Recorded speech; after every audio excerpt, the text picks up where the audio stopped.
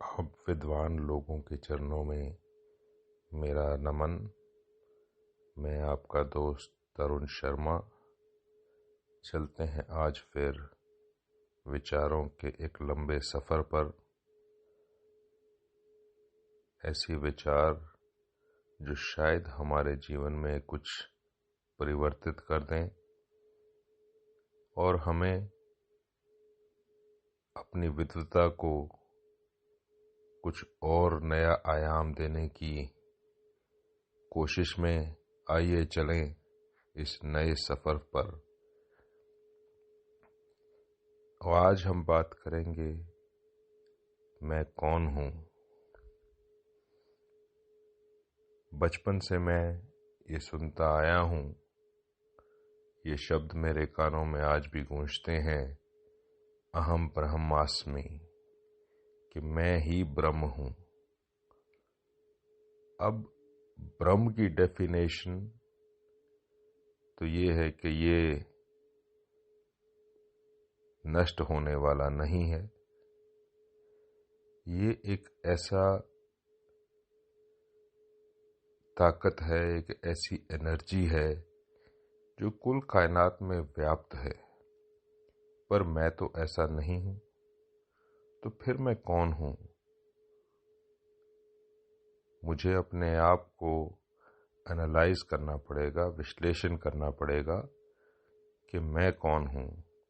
और आइए इसी पर हम कुछ बात करते हैं। जो कुछ मैंने सीखा और जाना है वो मैं आपके साथ साझा करने की कोशिश करता हूँ।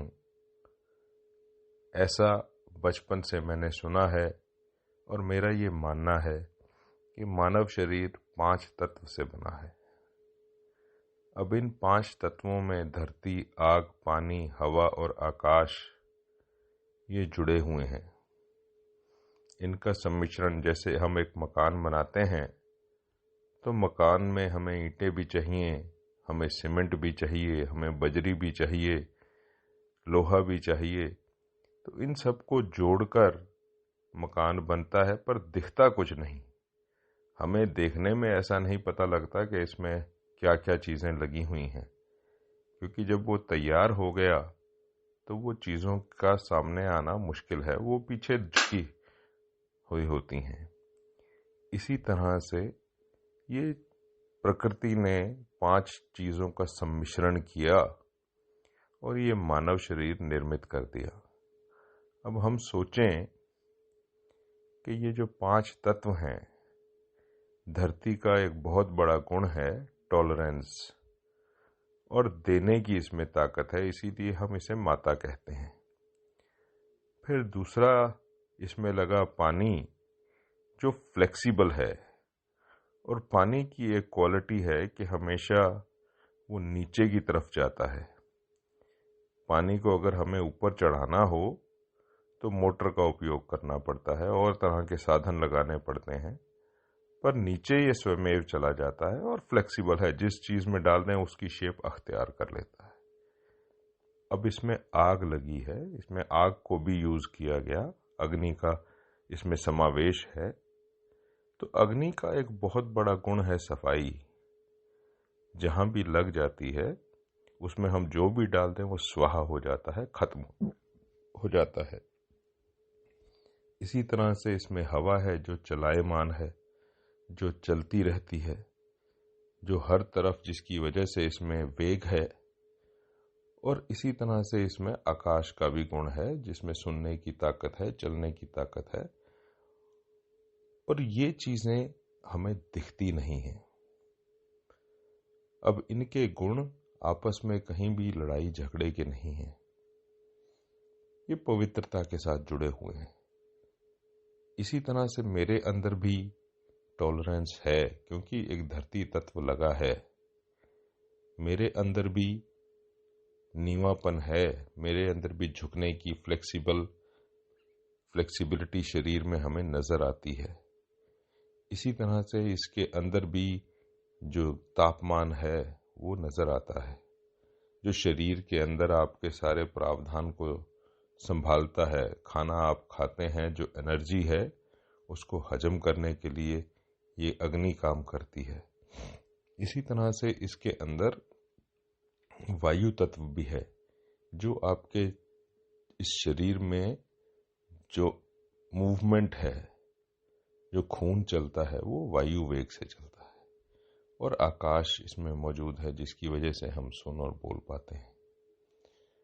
तो आप अब देखिए कि इनके अंदर कोई भी नेगेटिव गुण नहीं है, कोई भी नकारात्मक चीज नहीं है।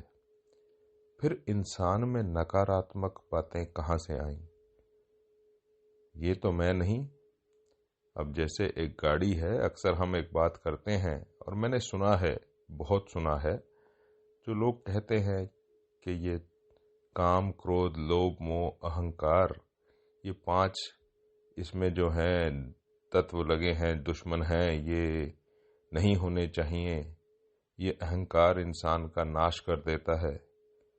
पर अब एक बात सोचिए, बनाने वाले ने ये चीजें दी तो कुछ कारण रहा होगा।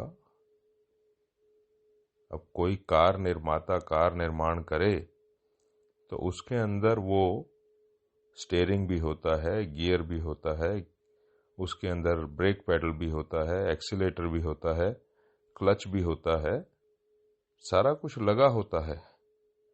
पर अगर हम कहें कि हम ब्रेक नहीं दबाएंगे और गाड़ी मेरी जो है चलती रुक जाएगी, तो रुक नहीं सकती। अगर वो मूवमेंट में है, चलायमान है, गतिमान है, तो वो बिना ब्रेक लगाए रुकेगी नहीं। इसी तरह से अगर मैं क्लच दबा के बैठा रहूं और कहूं कि मेरी गाड़ी चल जाएगी, गियर में भी डाल दिया, तो नहीं चलेगी। हमें एक बैलेंस में इसका उपयोग करना आना चाहिए। हमें समझ सिखाया जाता है गाड़ी कैसे चलती है, कितना हमने क्लच छोड़ना है, कैसे हमने एक्सीलेटर दबाना है, ताकि गाड़ी गतिमान हो, चलायमान हो, वो अपनी मूवमेंट में आए और हमें परेशानी और झटका ना लगे, और हम अपनी डेस्टिनेशन पर भी पहुंच जाएं, अपनी मंजिल तक भी हम पहुंच सकें। इसी तरह से ये परमात्मा ने अगर ये चीजें प्रदान की हैं, तो इनका एक बैलेंस में उपयोग आना चाहिए। ऐसा कहा गया है कि शरीर एक रथ है और इंद्रियां इसके घोड़े हैं, और इसको चलाने के लिए जैसे गाड़ी में नेविगेशन दिया जाता है ताकि हमें अपने रास्ते का पता लगता रहे, ये मन बैठाया गया है, जो कि इसका नेविगेटर है, इसका सारथी है, चालक है, जिसके हुक्म से ये इंद्रियां काम करती हैं।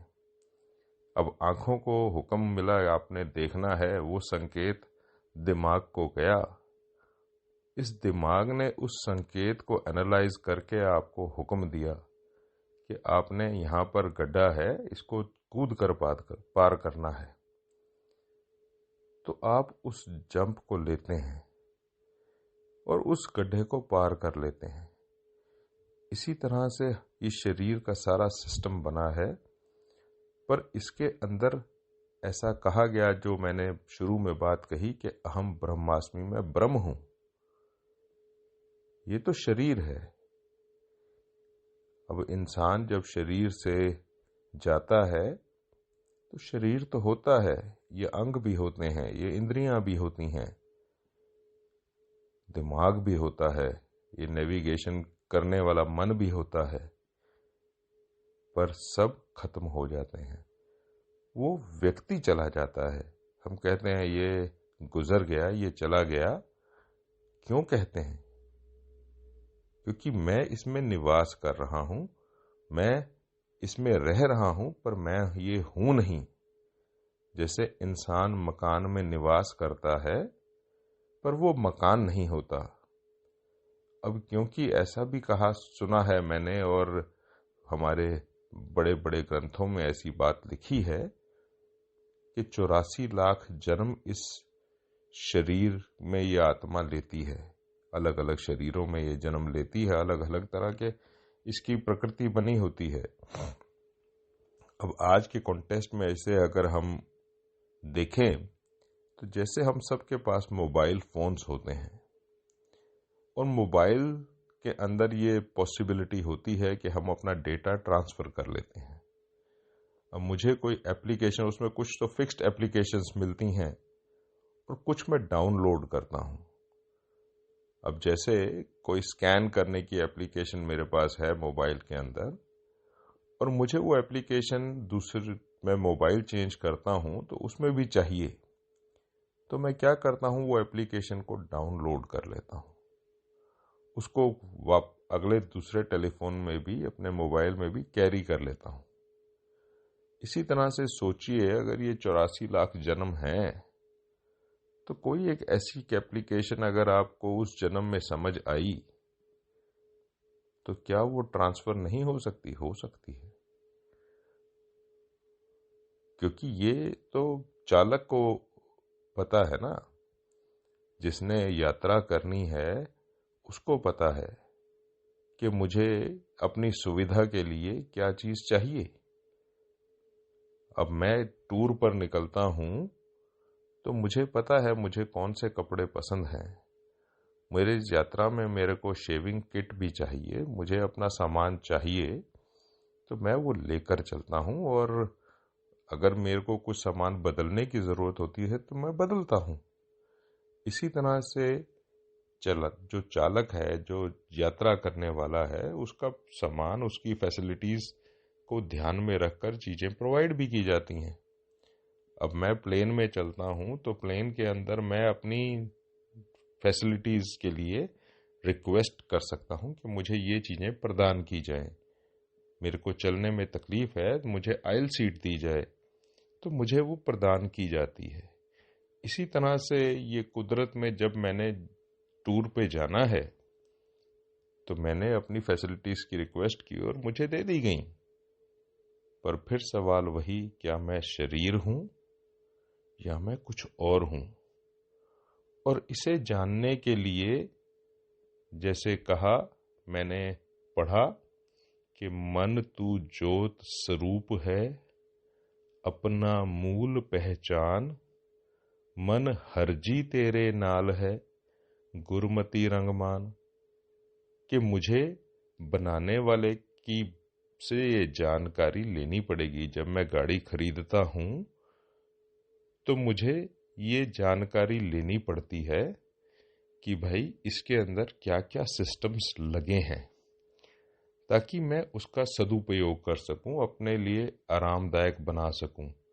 जब मैं घर बनाता हूं तो मैं बनाने वाले आर्किटेक्ट को, इंजीनियर को, ठेकेदार को ये बात कहता हूं, भाई यहां पर ये बनाना है, ताकि मेरे जो जीवन है उसमें मुझे आराम मिले। इसी तरह से ये शरीर बनाया गया और इसमें मुझे, ताकि मेरी यात्रा आरामदायक हो, तो मैं इसके लिए मैंने ये रिक्वेस्ट की गई और वैसी मुझे ये प्रदान की गई। अब दूसरी बात ये भी आती है कि जैसे मोबाइल को हम सारा दिन यूज करें तो उसकी बैटरी डाउन हो जाती है, उसको चार्ज करना पड़ता है। कोई भी गैजेट हम यूज करें तो उसकी बैटरी डाउन होती है और चार्जिंग की जरूरत पड़ती है, या फिर वो डायरेक्ट कनेक्टेड हो, हर वक्त कनेक्टेड हो, तो वो बैटरी काम करती रहती है, चलता रहता है। अब इसी तरह से ये शरीर के अंदर भी अगर मैं पॉजिटिव रहता हूं तो मेरी एनर्जी ज्यादा देर तक चलती है, और मैं नेगेटिव हो जाता हूं तो एनर्जी मुझे थका देती है, वो डाउन हो जाती है, ताकत कम हो जाती है। तो मुझे ये डिसाइड करना है कि मैंने अपनी एनर्जी को हम कैसे यूज करें। अगर मुझे पता है कि मेरी मोबाइल की एनर्जी, मैं अगर यूट्यूब देखता हूं तो जल्दी खत्म होती है, या मैं कोई बहुत ज्यादा उसके ऊपर कोई फिल्म देखता हूं, कोई चीज डाउनलोड करता हूं, तो बैटरी की कंजम्पशन स्पीड है वो खत्म होनी शुरू हो जाती है, और कनेक्टेड हूं चार्जर के साथ कंटिन्यूअस, तो चलता रहता है। अब इसी तरह से मेरी जो आत्मा की शक्ति है वो भी पर डे की लिमिटेड है। मैं कितना ट्रेवल कर सकता हूं, थक जाता हूं, फिर मुझे आराम की जरूरत है।